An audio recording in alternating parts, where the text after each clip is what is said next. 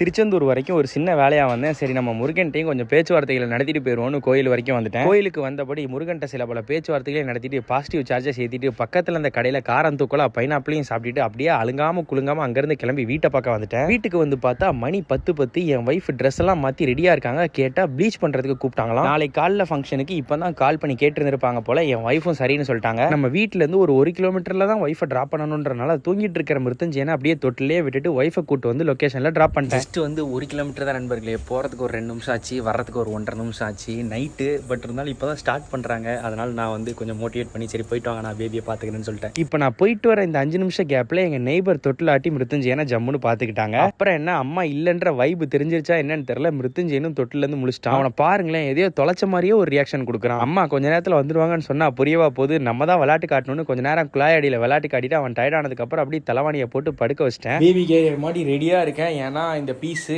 இந்த கிலுக்க வச்சு ஒரு 15-20 நிமிஷம் விளாடுவோம். அதுக்கப்புறம் வந்து அலாரம்பிச்சிருவாப்ல. அதனால பேபி கேரியரை மாட்டி இருந்தோம்னா அவனை டக்குன்னு அலாரம்பிச்சோடனே தூக்கி போட்டு பைக்கில் ஒரு 10 நிமிஷம் ஆகிட்டு ரவுண்ட் அடிக்கலாம். ஏன்னா ஒய்ஃப் இன்னொரு 20 மினிட்ஸில் முடிஞ்சிடும்னு சொல்லி ஃபோன் அடிச்சு மகனும் அழலை, ஒய்ஃபும் கால் பண்ணல. ஆனால் அவங்க சொன்ன 20 மினிட்ஸ் ஆயிடுச்சு. சரி நம்மளே கிளம்புவோன்னு வீட்டிலேருந்து மகனையும் கூட்டிகிட்டு கிளம்பிட்டேன். 11 மணி தாண்டினால எங்கள் ஏரியா கேட்டும் பூட்டி இருக்கவே அண்ணன்ட்ட சொல்லிட்டு கேட்டையும் திறந்துட்டு நானும் மிருத்துஞ்சேனும் அவங்க அம்மாவை கூப்பிட்றதுக்கு போயிட்டோம். பார்த்தா நாங்களும் கரெக்டான டைமுக்கு போக ஒய்ஃபும் ப்ளீச்சை முடிச்சுட்டு எங்களுக்கு ஃபோன் அடிக்கவே 3 பேரும் நைட்டு 11 மணிக்கு சோடியாக வீட்டுக்கு வந்தபடி இந்த வீடியோ முடிச்சுக்கிறேன். நல்லதே நினைப்போம், நல்லதே நடக்கும். பாய் நண்பர்களே.